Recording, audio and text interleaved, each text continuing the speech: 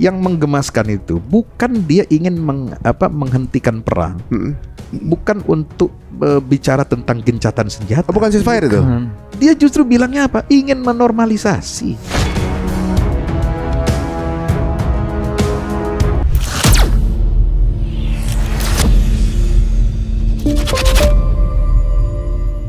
Profesor Abdul Wahab Al-Masiri itu dia bilang apa? Ya hati-hati, ini akan ada varian baru Yahudi. Apa tuh? Varian baru Yahudi yaitu Yahudi fungsional. Maksudnya, Muslim bukan Yahudi tapi membela kepentingan Yahudi. Muslim malamnya masih sholat Isya, tiap malam sholat Isya biasa kayak orang Islam. Tapi besok pagi, setiap pagi dia bekerja untuk melayani dan membela kepentingan Zionis. Jadi kaki tangannya. Iya. Bahkan seringkali lebih Yahudi dibandingkan orang Yahudi. Ya. Sama dengan Londo Irang zaman dulu. Londo Irang zaman dulu lebih kejam dibanding Belandanya katanya. Dibanding yang kulit putih mancung itu. Katanya mereka yang eksekusi itu bagian Londo Irang. Nah, yang pesek-pesek justru masih lebih galak gitu. Karena pembuktian. Nah, berarti kalau di narasi-narasi sosmed itu yang kemudian mengadvokasi, kemudian membela, itu berarti bagian dari itu. Mentalitas itulah yang harus dihilangkan. Lokal mentalitas tapi Yahudi, apa? Mentalitas menghamba kepada penjajah. Ya. Gitu. Jadi kalau misalnya negara masih dijajah, dia akan jadi Londo Irang itu. Iya. Jadi sebenarnya mereka ini kayak X-Men ya. Ada banyak dan tersembunyi. Mutan-mutan itu ya. Bermutasi. Mungkin mereka ada grup sendiri gitu ya. Dan bermutasinya ini hati-hati, dia bukan hanya dia yang punya terah darah Yahudi misalnya seperti tadi Monica atau siapa gitu, Yakov itu ya. Tapi ini Muslim yang gak ada hubungan darahnya dengan Yahudi. Dan dia agamanya Muslim. Antara ajaran Islam, Rasulullah menghadapi Yahudi di Madinah kan jelas bertolak belakang. Tapi kenapa bisa? Nah, itu maksudnya dengan apa? Model-model cara halus. Ya, infiltrasi apa? Dari pemikiran dan ideologi. Ya, humanisme, perdamaian. Ya, anti kekerasan loh.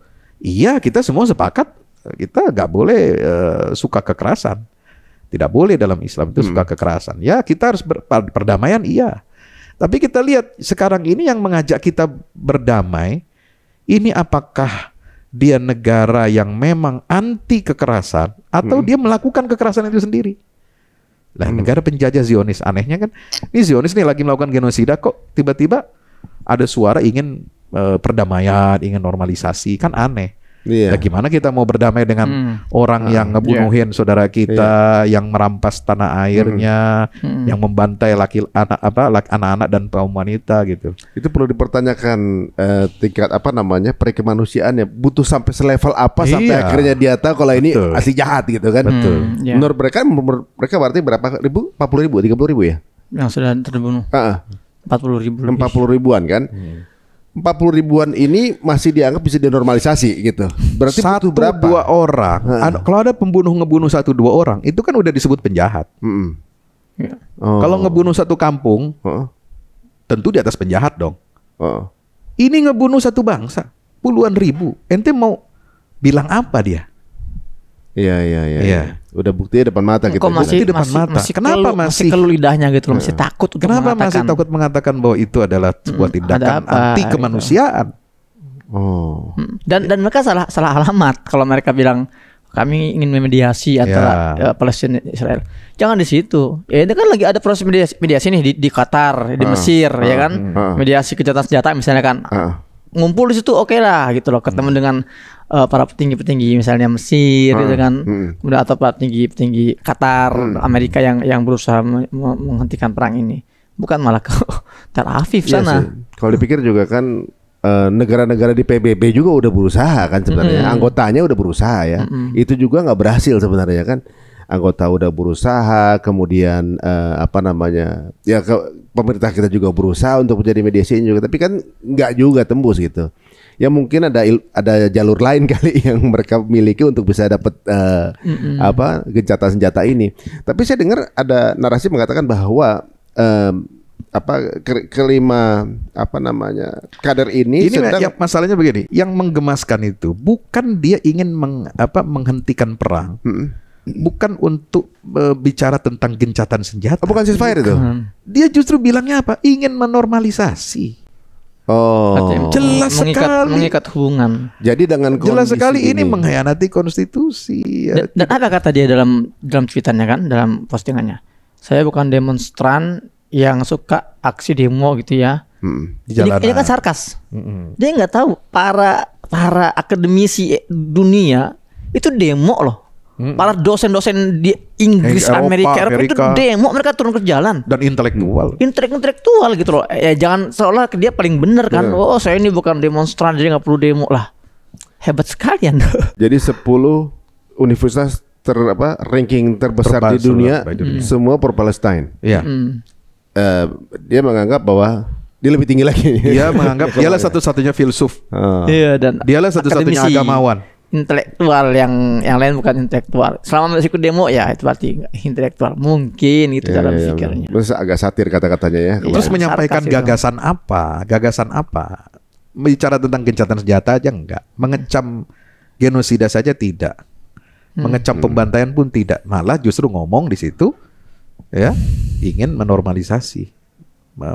Akan mengupayakan supaya Indonesia menormalisasi hubungan dengan Israel. So ini satu hal yang wow. Lu siapa gitu? Alhamdulillah. Ya negara aja nggak begitu sikapnya. Pimpinan ormas Islam saya nggak ada yang bilang begitu. Kok lu mendeklarasikan begitu tuh apa gitu? Saya dengar kalau nggak salah kan mereka kesana karena meneruskan langkah Gus Dur seniornya. Katanya kan. Benar. Nah, itu masalahnya nyatut nama-nama Gus Dur segala lagi. Gus Dur itu saya juga baca kan artikel tentang Gus Dur ketika menemui Shimon Peres misalnya, atau ketika menemui beberapa petinggi Israel. Tapi yang didatangi itu adalah petinggi Israel yang ada etikat untuk berdamai. Itulah yang dihadapi oleh Gus Dur. Dia tak kalau ketemu seperti Netanyahu atau Ariel Sharon nggak akan Gus Dur juga mau ketemu. Karena mereka ini orang-orang yang jelas menunjukkan etikat buruknya ingin membantai gitu loh. Dia mengatasnamakan Gus Dur itu artinya sedang merendahkan almarhum.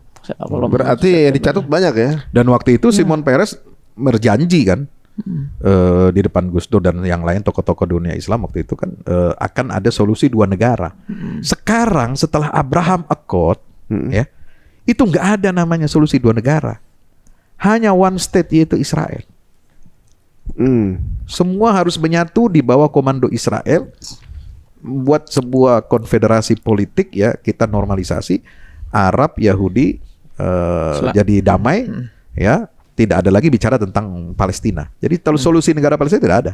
Itu menurut Zionis sendiri sekarang.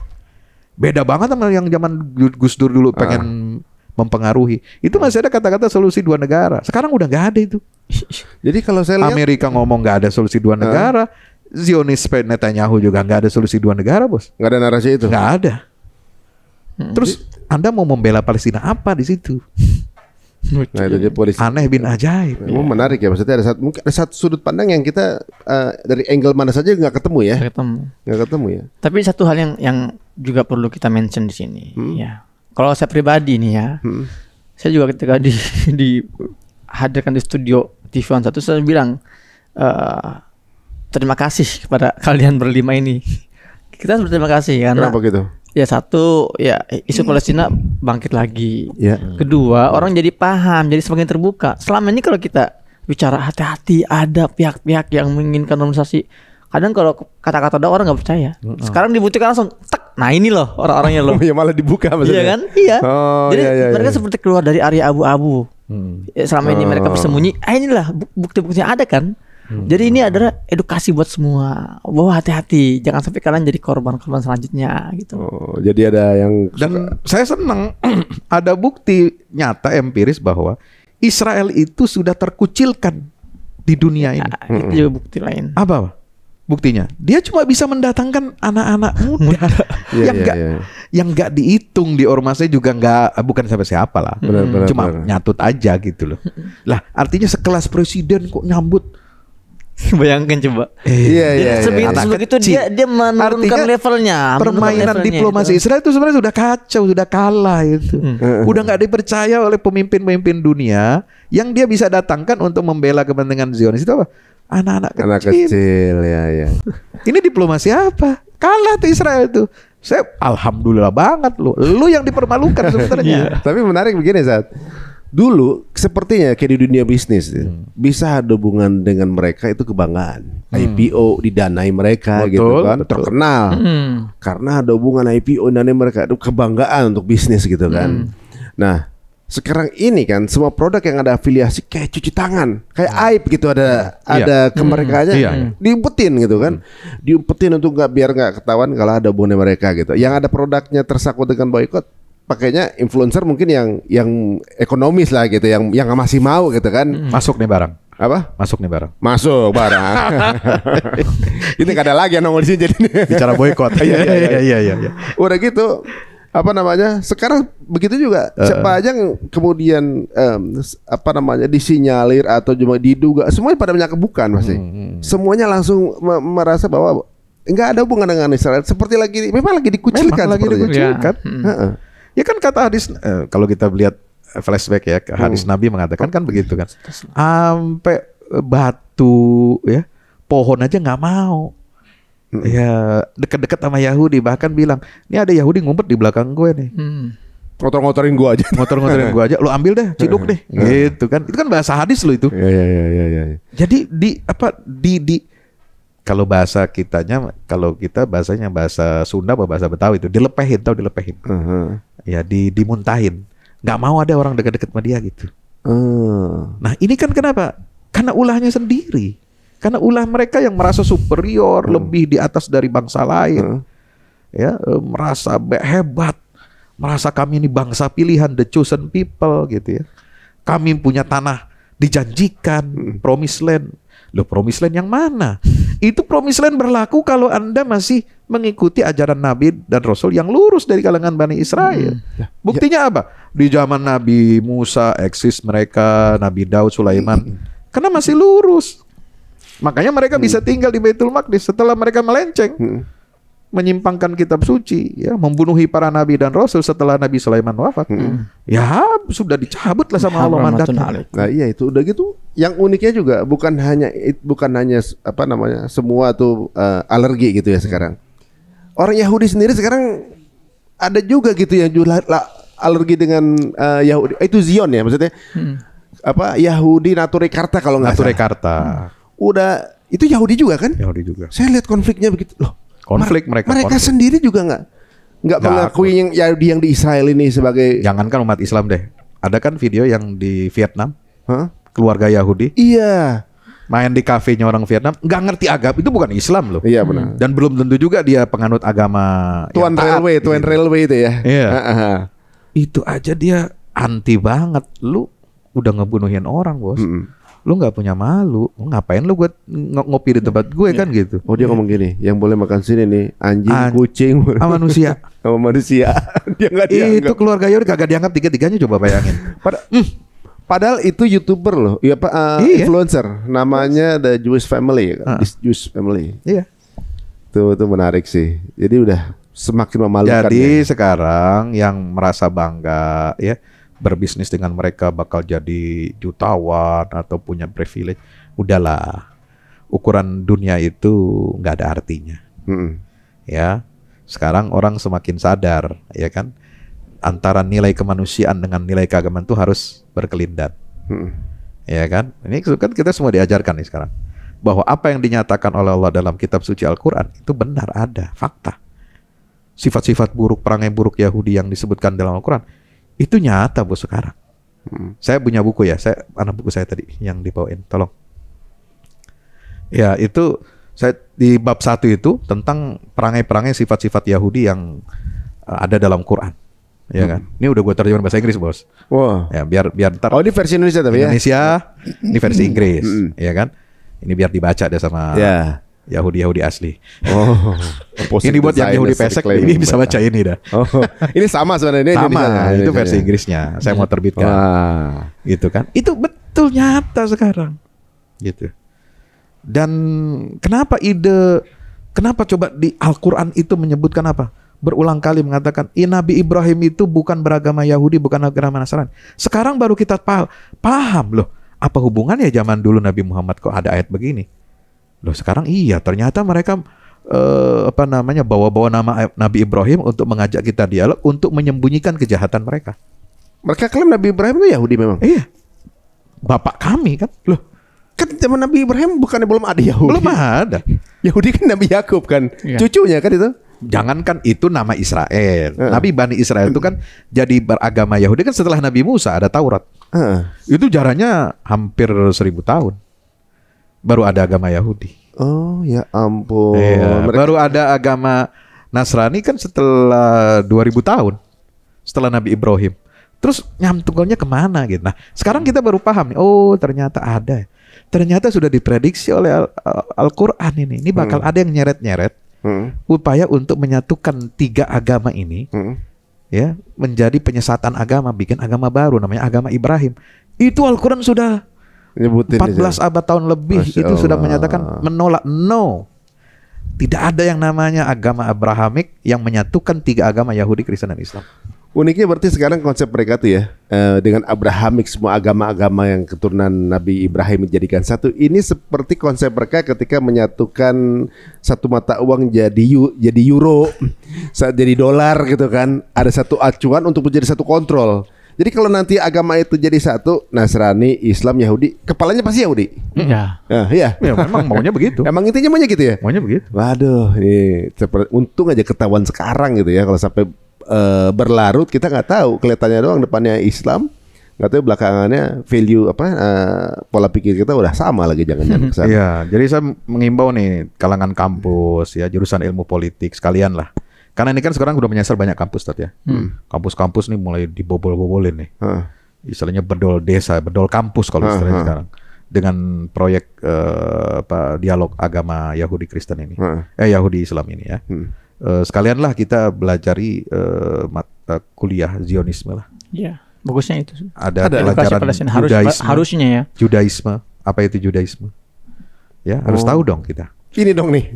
Gua nggak promosi ini. Nah, maksudnya ini kan ini pembahasan itu kan. Iya, cuma ini kan ya lebih teologis lah ya, normatif ya. Cuma yang menguasai politik, geopolitik. Nah, kemarin menarik tuh pernyataan PBNU ya. Mereka ini nggak kenal geopolitik. Nah itu titik masuknya. Ya. Anak-anak ini maksudnya nggak kenal geopolitik. Anak-anak ini nggak ngerti geopolitik. Kalau ngerti geopolitik dia bisa bermanuver. Nggak akan terjebak ke dalam arus ini. Akan ada pertimbangan lah gitu loh. Oh, dia akan nimbang mikir dulu lah ya. Mikir. Oh, iya, Bisa membedakan mana murni dialog antar agama, lintas iman, mana yang dialog itu sudah ditunggangi oleh kepentingan Zionis. Lah kalau dialognya sudah dijadikan brand, kemudian di pelakunya itu didorong oleh kelompok lobby Yahudi nih, AJC tadi, ya nggak netral dong. Udah nggak jelas murni dialog antar agama. Jadi eksploitasi jatuhnya. Eksploitasi politik. Nah, jadi menarik memang dijadikan kajian politik. Sekalian nyemplung gitu. Tapi sebenarnya kalau dipikir-pikir negara kita aman ya, nggak ada penjajahan gitu ya. Tapi sebenarnya bahaya terjajahnya secara ideologi takutnya. Di Gaza justru dijajah, tapi keimanan tegas gitu ya justru. Nah kalau sekarang nih, kondisi update terakhir, kita ini posisinya gimana sih? Dalam posisi menjelang menang, atau emang lagi habis-habisannya, atau emang posisinya seimbang atau gimana? Soalnya kan yang dikeluarin tuh ketika dibom di segala macam gitu kan, dan Abu Ubaidah ini termasuk yang selektif mengeluarkan informasi. Karena mungkin benar juga sih, karena ngapain kita keluarin strategi ke publik gitu kan, nggak mungkin juga. Kalau kondisi dari bocoran dari kontak antum di sana gimana? Iya, pertama kita nggak perlu kontak, saya pun sebetulnya sudah bisa melihat arahnya. Ya awalnya kan yang menyerang Netanyahu dari pihak Yahudi sendiri itu mereka yang oposisi, Yair Lapid, ini oposisi. Kemudian juga Benny Gantz, oposisi. Sekarang yang nyerang Netanyahu ini orang dalam dia sendiri, bahkan tangan kanannya yaitu Yoav Gallant, Menteri Pertahanan Israel, itu yang awalnya itu bersikeras dengan idealismenya si Netanyahu, sekarang sudah mulai lempar-lemparan serangan nih antara dua orang ini. Netanyahu sama Yoav Gallant? Yoav Gallant, iya. Termasuk Mossad, ketua Mossad pun sekarang juga sedang Ribut juga sama Netanyahu. Sudah semakin terlihat. Di sisi lain, Ben Gvir kalau nggak salah lagi ribut juga tuh di Ben Gvir juga masuk. Sudah benar-benar kacau lah. Makanya sekarang tuh kalau ngelihat dari pidatonya si Netanyahu 2 hari lalu ya, setelah pembantaian di Mawasi, jadi di Mawasi ini ada satu lokasi Khan Yunis di Khan Yunis pantai itu yang dianggap paling aman. Maka orang itu banyak berlomba-lomba mendirikan tenda situ. Dikirim 8 bom tuh Jedam itu. Bum 90 orang meninggal dalam satu serangan. 90 orang, bayangkan. Ya Allah. Dengan alasan apa? Alasan ada data intelijen bahwa di lokasi itu ada Muhammad Ad-Daif. Ada pimpinan tertinggal Qassam yang sedang diburu. Jadi gitulah Israel. Ini sejak tahun 2012 saya sudah dengar kabar ini. Makanya di Gaza kita nggak boleh bercanda atas nama Ad-Daif. Kalau ada yang bercanda misalnya, tahu gak di situ ada Ad-Daif loh. Suara itu terdengar oleh mata-mata Zionis. Meskipun cuma bercanda, itu satu komplek tuh habis. Jadi di Gaza pun banyak mata-mata tuh. Ada gitu. Jadi mereka ngebantai 90 orang itu hanya untuk membunuh satu orang Ad-Daif. Dan itu pun jawaban statement terakhirnya Netanyahu itu, kami nggak yakin kami itu telah membunuhnya gitu loh. Nah akhirnya dia membuat pidato. Iya, si Netanyahu ini ya membuat statement bahwa kami memang sengaja kurang lebih ya, kalau saya terjemahkan dalam bahasa yang nggak letterlek. Kami sengaja memang melakukan pendekatan militer, maksudnya menghabisi sipil ini untuk menekan Hamas agar mau menurunkan standar dalam perundingannya. Nah, jadi dia sudah nggak punya cara lain selain yang ngebantain terus. Semalam tuh 100 serangan 30 yang dibunuh. Terus bam. Udah nggak ada konsep dong. Sudah nggak ada konsep, sudah nggak ada tujuan, dan semua sepakat. Pejabat-pejabat tinggi Zionis tuh, udahlah, kita nggak bisa menghabisi Hamas, nggak bisa. Ini sudah 9 bulan, kalian 10 bulan makanya. Kamu mau alasan apa lagi? Sudah tidak ada. Mau 10 bulan nih? Ini sudah hampir selesai 10 bulan bahkan. Jadi dari sini kita bisa melihat memang ya kehancuran mereka semakin dekat. Dan poin kedua gini, Mas Ari kan baru pulang dari Australia ya, melihat bagaimana militansi orang-orang Barat ketika mereka turun demo ke jalan-jalan, bahkan mereka digebugin oleh polisi, mereka tersenyum gitu ya, kebanggaan bagi mereka. Maka saya katakan kalau respon kita sebagai umat Islam hanya sebatas marah, kemudian sedih, frustasi, dan paling mentok aksi-aksi demo, ketahuilah bahwa Barat itu lebih marah dibandingkan kita. Orang Barat lebih emosi dibandingkan kita, dan mereka lebih militan dibandingkan kita. Terus apa pesan yang mau disampaikan oleh para pejuang kepada kita umat Islam, dan apa respon yang pas untuk kita? Responnya adalah ya kita mulai mengedukasi, mulai sadar gitu loh, sadar bahwa ini itu kita selama ini telah membiarkan warga Gaza yang sedikit itu memikul beban-beban besar sendirian. Dan mereka mengorbankan puluhan ribu nyawa mereka demi memikul beban itu. Sudah saatnya sekarang kita ambil beban itu, kita angkat bersama-sama. Kalau melihat Eropa sekarang marah, ingat kata-kata saya, ntar ketika gencatan selesai, mereka akan redup. Nah, tapi disitulah PR kita. Kita nggak boleh redup. Kita akan sebagai bukti bahwa kita ini tidak hanya tidak salah dalam mengambil hikmah Ibrahim ini. Kita akan semakin solid di situ. Ya, dan semakin dekat gitu loh, ada sense of belong. Saya sudah cerita mungkin 2021 saya diundang dalam konferensi internasional di Turki, Istanbul, oleh itu diadakan oleh para petinggi Hamas di sana kan. Saat itu ada sekitar 500 peserta dari berbagai negara, tapi ini undangan untuk oleh NGO Muslim di beberapa negara hadir di situ. Nah, di satu pertemuan tertutup VIP sebelum registrasi, itu Ismail Haniyeh itu menampar muka kita pak gitu loh, dengan statement dia. Ya, saya sudah sampaikan substansinya di podcast sebelumnya, tapi saya nggak sampaikan kisah ini ya. Nah, apa kata Ismail Haniyeh? Ya ahbabna, ishu, istayqazu, antum lastum mutadaminin. Wahai saudara-saudara kami umat Islam, bangun dong, sadar. sudah bukan lagi waktunya kalian ini bicara narasi solidaritas. Itu nggak pantas, itu bukan narasi kalian.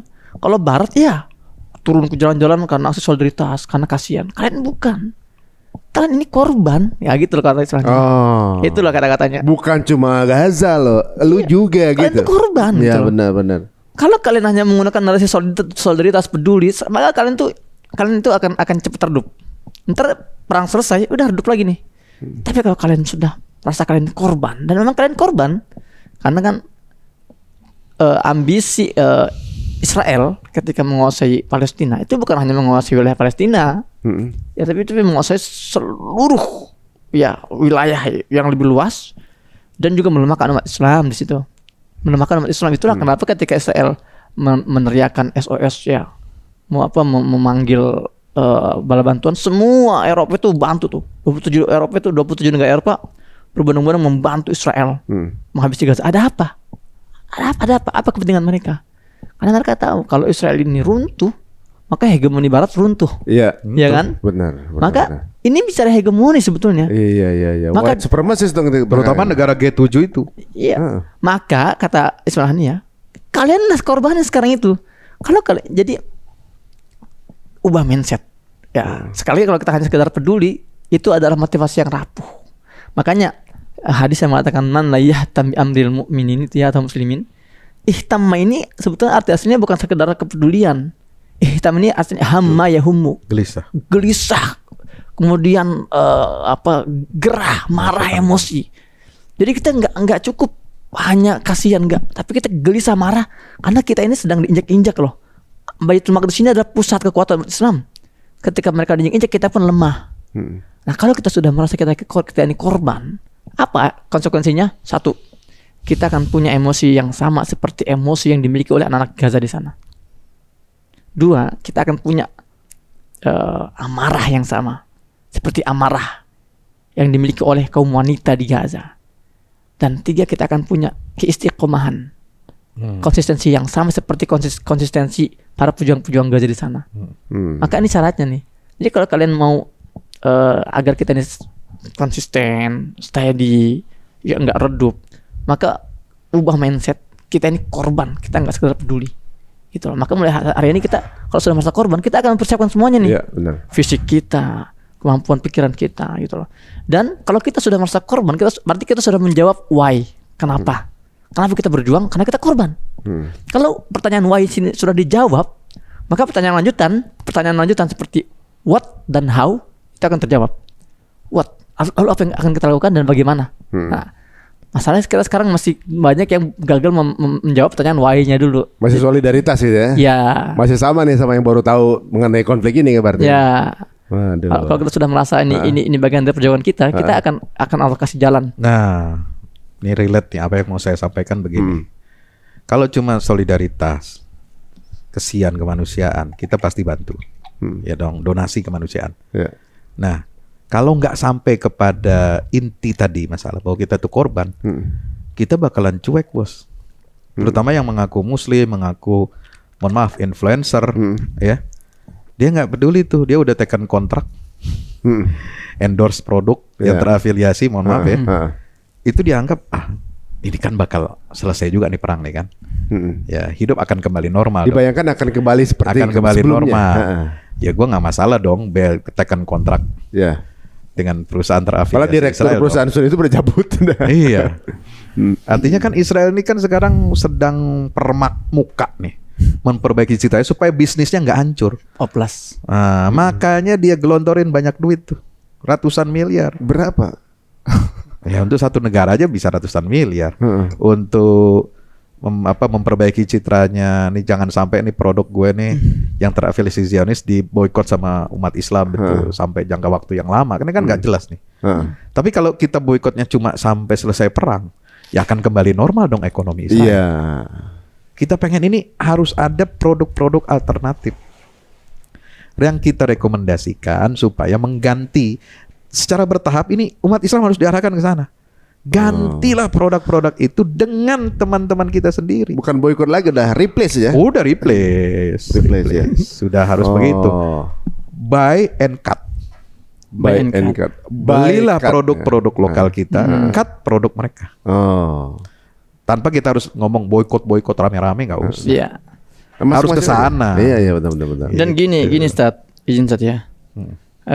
Gerakan boykot ini nggak bisa dilakukan secara parsial. Ya nggak bisa kita hanya menjadikan masyarakat sipil sebagai objek untuk gerakan besar campaign ini. Tapi kita juga harusnya menyasar para pengusaha-pengusaha Muslim terutama. Gitu loh. Gini, kalau ada yang bertanya misalnya, Ustadz, bagaimana dengan nasib para pegawai di resto-resto itu gitu ya, yang terancam bangkrut gitu.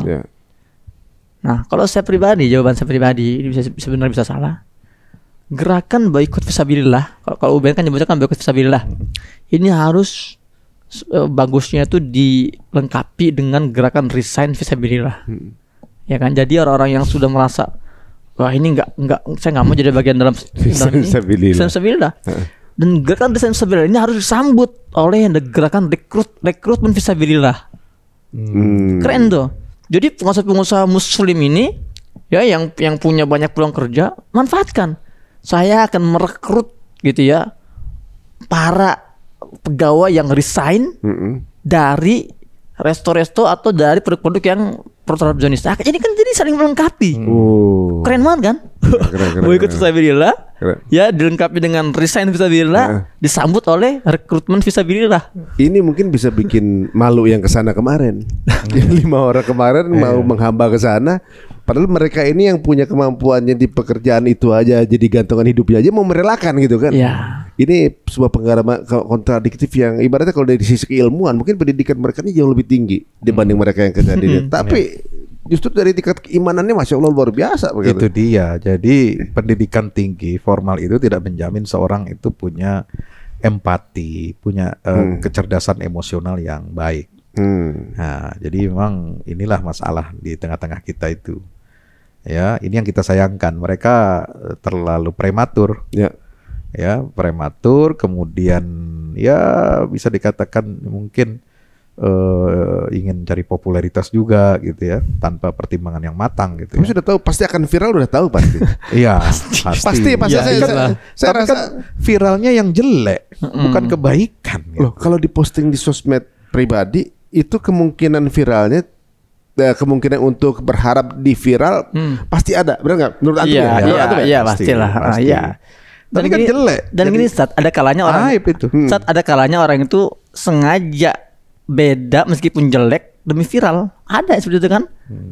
Manajemen konflik gitu kan? Itu sering kali seperti itu kan? Memang ada juga memang bagian dari. Jadi udahlah kita bikin rame gitu. Kita pokoknya mau diketawain, kayak yang penting kita viral dulu deh gitu loh. Orang-orang sudah terbrand dulu, ini pernah denger nih, pernah nih. Jadi gaduh dulu gitu. Ya ada, tapi namanya jadi naik gitu. Ya.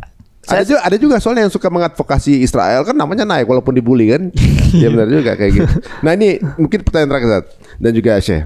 Kan di beberapa negara pendukung Israel sekarang sedang ada pergantian nahkoda. Gitu kan. Di Inggris Streimer kalau salah ya, di Rishi Sunak diganti beliau, kemudian ada kemungkinan besar Prancis ganti juga. Ganti. Sekarang yang menang pemilu kan partai kiri sosialis yang pro Palestina. Oh begitu malah? Iya. Oh si Macron nggak lanjut? Udah enggak lanjut. Nah ini kan ini juga unik nih, pergantian kepemimpinan. Bahkan di Amerika sendiri ada kemungkinan besar Trump lagi. Dengan Trump kan pendukung Israel. Iya. Nah menurut pandangan masing-masing nih, pandangan antum gimana? Menurut antum gimana? Ini kan ganti semua nih, diganti nahkoda. Apakah pada saat mereka memimpin, kemudian akan cari muka? Udah pasti kerjaan orang yang baru menjabat itu cari muka. Itu pasti kerjaan pertamanya. Berbeda dengan sebelumnya. Benar. Dan itu kan yang mereka kampanyekan. Mereka mengkampanyekan apa? Pemihakan, ya, kepedulian kepada kelompok tertindas seperti Palestina. Jadi inilah blessing in disguise. Ini yang tidak diduga oleh Israel. Tidak diduga dalam artian tidak bisa diprediksi dijadikan sebagai sebuah kapitalisasi untuk kemenangan opini propaganda mereka. Ternyata negara-negara besar yang selama ini lekat sebagai negara pendukung Israel itu desakan arus massa, opini massa mereka itu menghendaki jangan sampai loh kami bayar pajak ke negara kemudian digunakan untuk mendukung Israel. Itu udah berubah itu. Jadi luar biasa ini perkembangan terbaru ini. People's power ya. Iya, jadi hancur semua citra Israel itu. Jadi mereka nggak nyangka kenapa ngapain perang dekat pemilu gitu ya. Karena dianggapnya perang ini mungkin selesai lah 2 bulan, Benar. 3 bulan. Sekarang ternyata sampai selesai pemilu di negara-negara besar, CS-nya diganti. Gitu ya. CS-nya diganti. Tapi kan Keir Starmer itu termasuk yang pro Yahudi. Memang, tapi anggota-anggota parlemennya yang memilih mereka ini kebanyakan pro Palestina karena nggak suka sama kebijakan Rishi Sunak. Gitu, dianggapnya seperti itu. Bagaimana dengan Donald Trump? Dulunya kan dia meresmikan Yerusalem juga. Betul. Ya kalau Donald Trump sih kita tahulah Amerika ini agak susah karena cengkraman Yahudi Zionis ini sudah sangat kuat, ya. Jadi siapapun penggantinya itu pasti sudah di bawah hegemoni lobi Yahudi. Nah, cuma bedanya nanti apakah dia lebih mengedepankan isu kemanusiaan atau dia pakai hard power atau soft power gitu aja. Jadi dia pasti pemimpin baru pasti akan pencitraan. Cuma pencitraannya mau ke Zionis atau ke publik gitu. Yeah. Nah, kalau antum sendiri gimana? Antum udah pernah kan ngeliatin itu zamannya Trump berkuasa, antum masih di sana kan kemarin kan? Apakah kemudian kalau dia menjabat akan ada perbedaan gitu atau gimana? Kalau saya menggunakan bahasa orang Gaza ya, ke salah seorang karikaturnya itu ketika Trump diganti oleh Joe Biden ya, saat itu kan, itu apa tulisannya gini, masih gerobak yang sama, hanya ganti masih gerobak dan keledai yang sama. Hanya ganti masinis doang gitu loh. Ya masih tetap keledai juga kan. Jadi gini, kalau saya pribadi ya saya nggak pernah berharap bahwa pembebasan Baitul Maqdis ini kontribusi dipengaruhi oleh mereka enggak.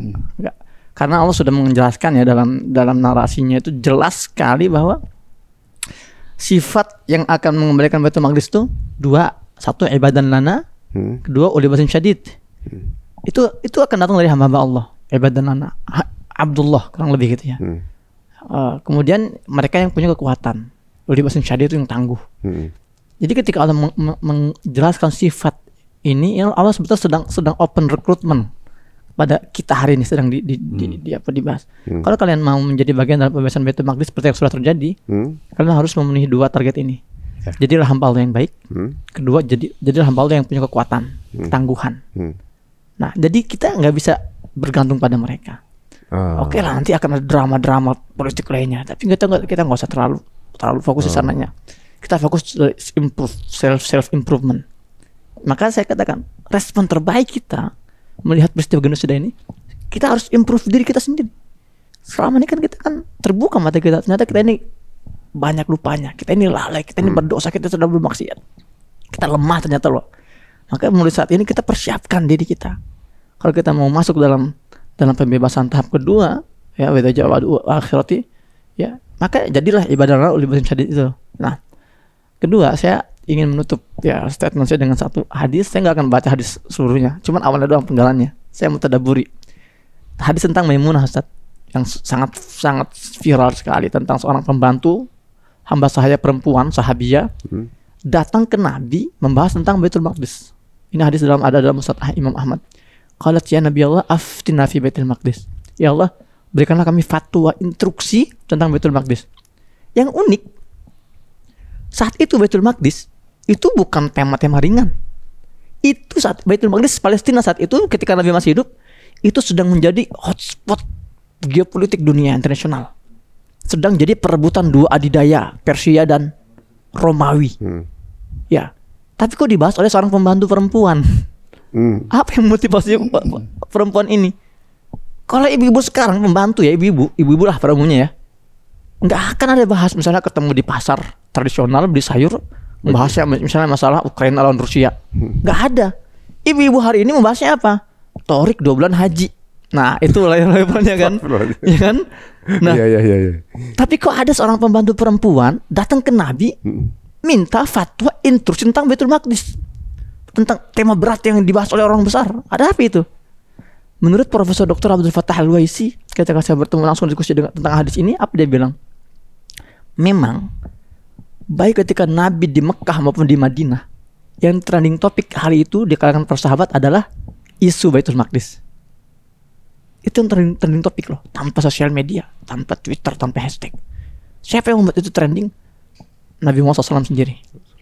Beliau turun ke forum-forum, beliau ngumpul dengan para sahabat besar, beliau bicara Baitul Maqdis.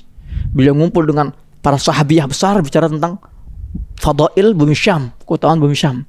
Beliau ngumpul dengan anak muda, beliau bahas Masjid Al-Aqsa. Jadi beliau itu adalah orang yang paling getol mengangkat isu Baitul Maqdis agar jangan tenggelam. Beliau sendiri turun jalan-jalan. Kenapa beliau seperti itu? Karena ada ambisi. Karena beliau melihat itu visi misi besar kita hari ini. Beliau jaga jangan sampai redup, jangan sampai tenggelam itu loh. Nah, maka karena di sini bicara Baitul Maqdis, di sini bicara Masjid Al-Aqsa, di sini bicara Bumi Syam, seorang pembantu pun akhirnya capek. Ya Rasulullah, kita harus ngapain? Gitu loh. Apa hikmah yang kita ambil dari sini? Tugas kita hari ini mengganti peran beliau. Ngumpul, buat seminar tentang Baitul Maqdis. Datang ke sini, bicarakan Baitul Maqdis. Postingan-postingan ikat dengan Baitul Maqdis, apapun itu. Ya, itu cara kita untuk menjaga tradisi, tradisi Nabi SAW agar isunya jangan redup. Nah, seperti itu. Nah, saya tambahin. Sampai ada seorang perempuan sahabat Nabi, nggak disebutin namanya. Dia bukan orang terkenal seperti tadi pembantu kan. Ini bukan. Sakit. Dia bernazar, kalau saya sakit sembuh, saya pengen sholat di sana di Baitul Maqdis. Coba bayangin. Sampai datang ke Ummu Salamah, minta izin. Kamu nggak bisa, kamu itu di sana lagi dijajah. Lebih baik kamu begini-begini aja. Artinya apa? Itu sudah jadi pembicaraan umum Baitul Maqdis ini. Nah, ditambah lagi kalau kita bicara geopolitik dalam Al-Quran, ya, kalau tadi kan ada himbauan beliau, jangan kita mengandalkan orang di luar, ya, tapi kita juga perlu melihat ya latar belakang turunnya surat Ar-Rum, Bani Israel, itu kan ada pergantian kekuasaan. Islam itu akan menggantikan dominasi Persia dan Romawi. Nah, sekarang ini nampaknya juga hampir mirip. Ketika peradaban Barat ini segera mengalami masa decline, ya, karena nilai-nilainya sangat rapuh, walaupun ditopang oleh materi, kekuasaan, uang dan sebagainya, tapi rapuh dia. Terbukti dengan diuji dengan masalah Palestina Gaza aja, itu sudah kehilangan citra, kehilangan muka. Makanya apa sekarang? Nah, itu harus dimanfaatkan untuk apa? Pergantian sunnatullah, ada pergantian kepemimpinan peradaban itu. Nah, umat Islam ini diharapkan apa? Terus bicara tentang Baitul Maqdis, ya, walaupun kita dalam keadaan terkucil, terisolasi, seperti Gaza diisolasi 17 tahun, 18 tahun, dia nggak bikin dia kecil. Malah semakin hebat, semakin besar. Kenapa?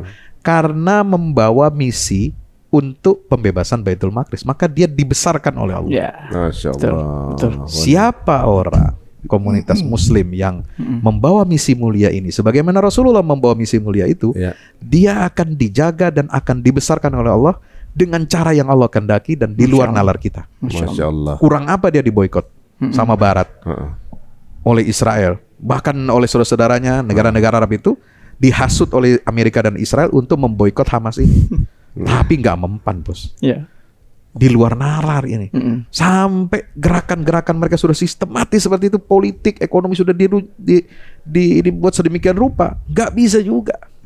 Malah dia semakin mendapat dukungan dunia internasional. Luar biasa. Satu-satunya negara yang benderanya dikibarin seluruh dunia. Seluruh dunia. Masya Allah. Padahal dia nggak ada urusan tuh dengan masalah.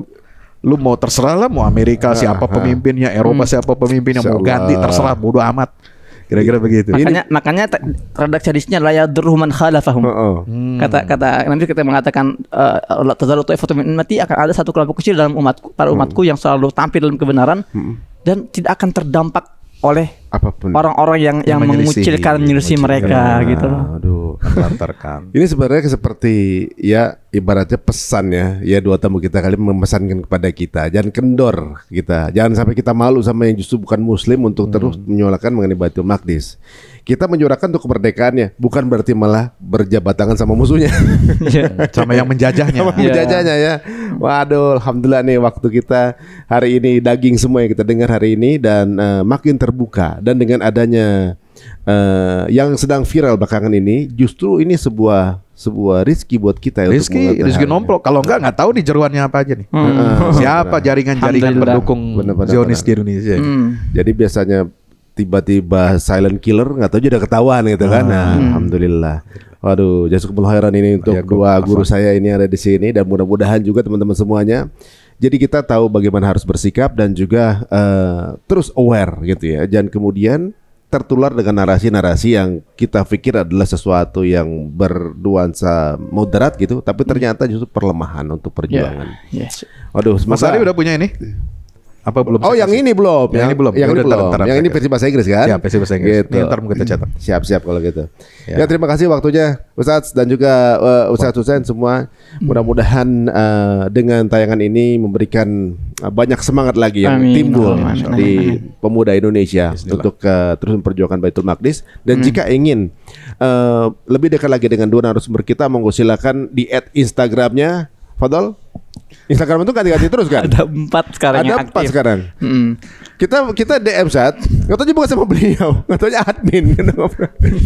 Dengan apa yang sekarang? Yang M Hussein _ Gaza 01. Oke. Yang itu yang aktif. Ya. Kalau antum? Saya juga ada 3 sekarang. 3 juga. Kemarin udah dimatiin.